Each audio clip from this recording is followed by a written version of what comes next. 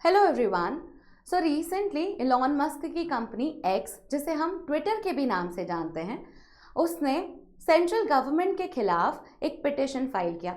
उस पिटिशन में उन्होंने कहा कि सेंट्रल गवर्नमेंट आईटी एक्ट का दुरुपयोग कर रही है।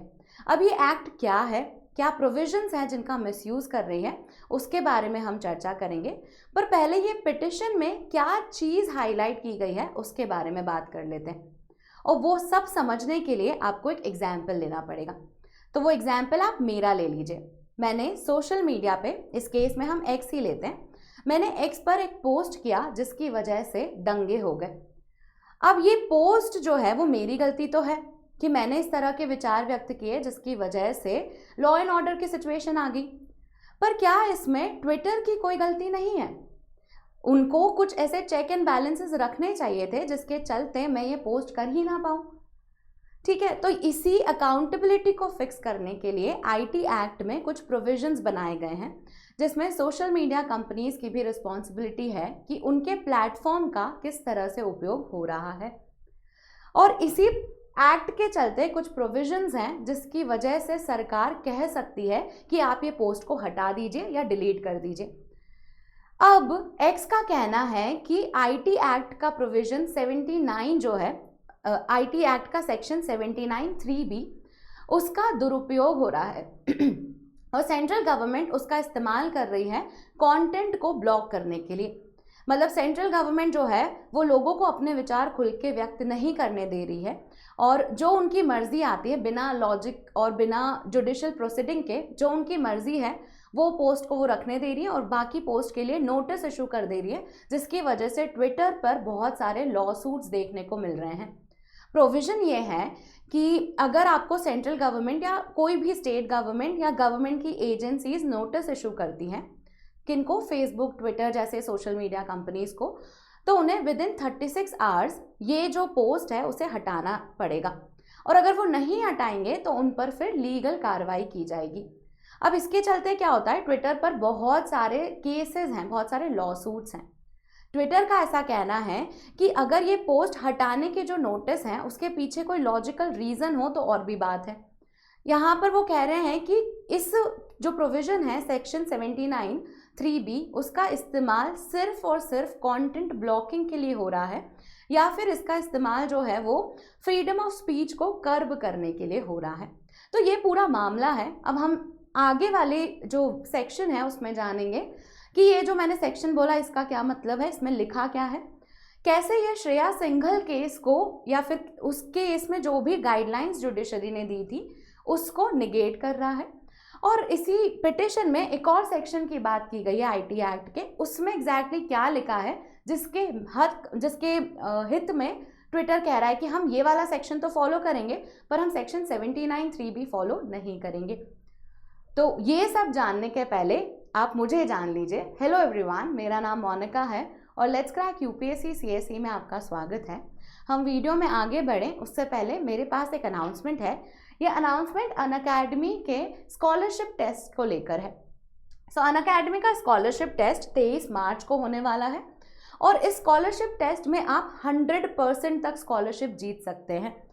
अब ये इतनी बड़ी, मतलब 100% स्कॉलरशिप अनअकैडमी पहली बार ऑफर कर रहा है, तो ये बहुत ही सुनहरा मौका है आपके लिए अपनी तैयारी को और सस्ता और आसान बनाने का।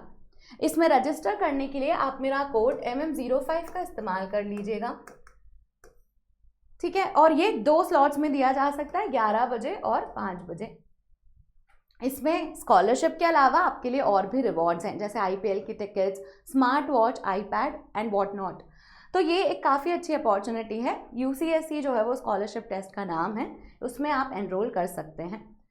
अच्छा, दूसरा जो ऑफर है हमारे पास वो है अनअकैडमी के सब्सक्रिप्शन को लेके। तो अनअकैडमी के सब्सक्रिप्शन पे 60% ऑफ चल रहा है, पर ये ऑफर 22 मार्च को ही ख़त्म हो जाएगा। तो ये लिमिटेड पीरियड ऑफर है।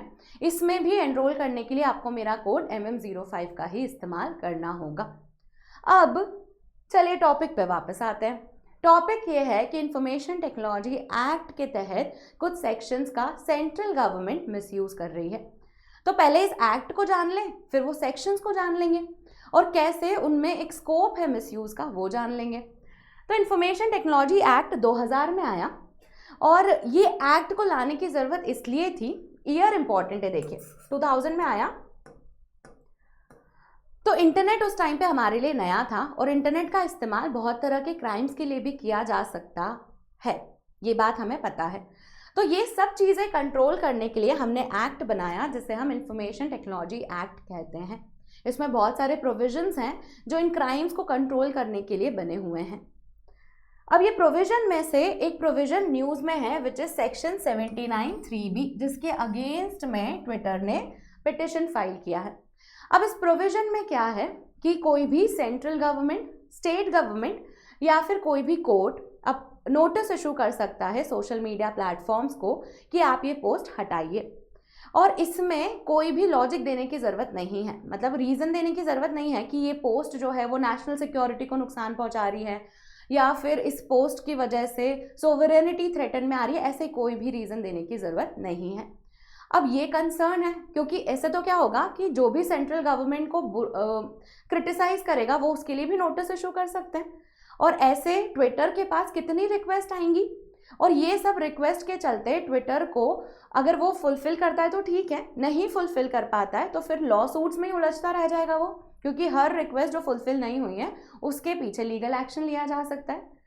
तो इन सब चीज़ों के चलते दे सेड कि ये तो पैरेलल कंटेंट ब्लॉकिंग का मैकेनिज्म बनता जा रहा है कि आपको जो कंटेंट पसंद आ रहा है आप वो रखने दे रहे हैं, बाकी कंटेंट को आप हटाने को कह रहे हैं, और इसीलिए आप लीगल स्ट्रक्चर जो है वो बाईपास कर रहे हैं। अब ये कौन से लीगल स्ट्रक्चर की बात कर रहे हैं? इसी आईटी एक्ट में सेक्शन 69A में एक इसमें प्रोविजंस हैं कि आप किस बेसिस पे कंटेंट को हटाने को कह सकते हैं। तो ट्विटर सेड कि ये सही प्रोविजन है क्योंकि इसमें रीजंस मिलते हैं कि नेशनल सिक्योरिटी हो गया, डिफेंस हो गया, फॉरेन रिलेशंस आपके इम्पैक्ट हो रहे हैं, अगर ऐसी कोई पोस्ट है तो उसको हटाने के लिए इट मेक सेंस, आप रीज़न दे रहे हैं। पर ये पोस्ट में तो कोई रीज़न है ही नहीं, तो इसीलिए जो स्ट्रक्चर्ड मैकेनिज्म है या फिर जो सुप्रीम कोर्ट ने गाइडलाइन सेट की है उसके अकॉर्डिंग ये सेक्शन 69A बनता है। पर ये वाला सेक्शन जो है ये तो क्लियरली इसका मिसयूज ही हो रहा है सेंट्रल गवर्नमेंट के द्वारा। तो अगर नोटिस इशू होता है तो उसके 36 आवर्स में पोस्ट रिमूव करनी होगी, नहीं तो क्या होगा, लीगल प्रोसीडिंग्स, तो केस पे केस आएंगे। इसीलिए ट्विटर ने सेक्शन 79(3)(b) को हाईलाइट किया और उसके रिगार्डिंग कंसर्न बताए। अब सेक्शन 69A में क्या लिखा है उसके बारे में बात कर लेते हैं। बात तो हम कर चुके हैं, ये भी सेम ही चीज़ है, कंटेंट हटाने की ही बात करता है ये सेक्शन, पर इसमें कुछ ग्राउंड्स हैं जिसके बेसिस पे आप कंटेंट हटाएंगे, जैसे नेशनल सिक्योरिटी थ्रेटन हो रही है, पब्लिक ऑर्डर थ्रेटन हो रहा है, सोवरेनिटी को खतरा है, या फॉरेन रिलेशंस जो हैं वो खराब हो रहे हैं। तो ये सारे रीजंस के चलते आपको इसमें और भी रीजंस इंक्लूड कर सकते हैं आप, पर अभी मैंने आउटलाइन के लिए 4 पॉइंट्स लिखे हैं टू मेक यू अंडरस्टैंड कि इसका क्रक्स क्या है। बेसिकली रीजंस जो है आप देंगे तो ट्विटर विल रिमूव इट, अगर आप बिना रीजन के देंगे तो क्या है, वो तो फ्रीडम ऑफ स्पीच को कर्व कर रहा है, और ये ही पूरा मैटर है। This is the entire matter. अब इसमें श्रेया सिंघल केस की भी बात हुई है, वो जानने के पहले आप एक पोर्टल के बारे में जान लीजिए जिसका इस्तेमाल होता है ये सारी चीज़ें करने के लिए, मतलब जो सेक्शन 79(3)(b) है जिसमें सेंट्रल गवर्नमेंट या स्टेट गवर्नमेंट नोटिसेस इशू करते हैं, तो वो नोटिसेस किसी पोर्टल के थ्रू इशू किए जाते हैं और वो नोटिसेस मिलते हैं सोशल मीडिया प्लेटफॉर्म्स को उन्हीं पोर्टल के थ्रू, और ये जो पूरा पोर्टल है उसका नाम है सहयोग पोर्टल। सहयोग पोर्टल जो है उसमें सेंट्रल गवर्नमेंट, स्टेट गवर्नमेंट और उनकी एजेंसीज नोटिस इशू करती है, और मिलता किसको है, ये सोशल मीडिया प्लेटफॉर्म जैसे ट्विटर, फेसबुक, इनको। तो ये पोर्टल है, ये पोर्टल बनाया किसने है, Indian cyber crime coordination centre I4C। ये किस मिनिस्ट्री में आता है, मिनिस्ट्री ऑफ होम अफेयर्स में। इसमें क्या है, नोटिस भेजने की प्रोसेस जो है इंटरमीडियरीज को वो ऑटोमेट कर रखी है। अच्छा, तो ट्विटर ने इस पर भी कंसर्न रेज किया है कि क्या होता है कि ये जो नोटिस इशू करना है उसके लिए आपको एक एम्प्लॉय रखना, नोटिस रिसीव करना है तो उसके लिए हर सोशल मीडिया प्लेटफॉर्म को एक एम्प्लॉय रखना पड़ेगा।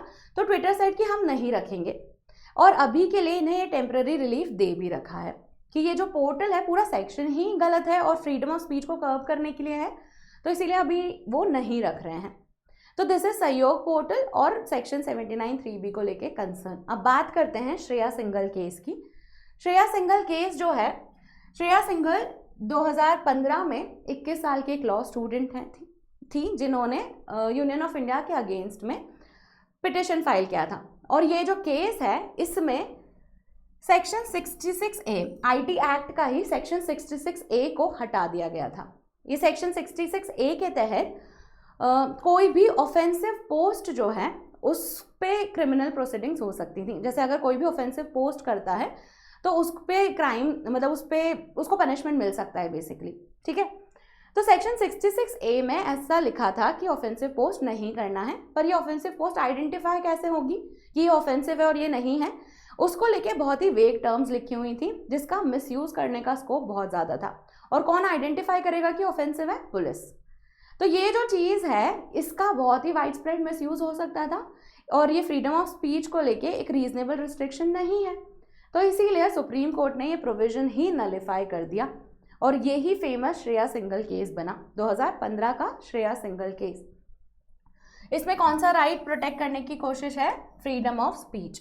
और इसमें कहा गया कि सिर्फ रीजनेबल रिस्ट्रिक्शंस ही लगा सकते हैं आप, ऐसा नहीं है कि आप कोई भी चीज़ को ऑफेंसिव बोलेंगे। There has to be some reasonable restrictions जो हमारे फंडामेंटल राइट्स में ही लिखे हुए हैं, तो आप उन्हीं को ही फॉलो कीजिएगा। तो ये गाइडलाइन थी, ये मेजर जो गाइडलाइंस है श्रेया सिंघल केस को लेके वो थी।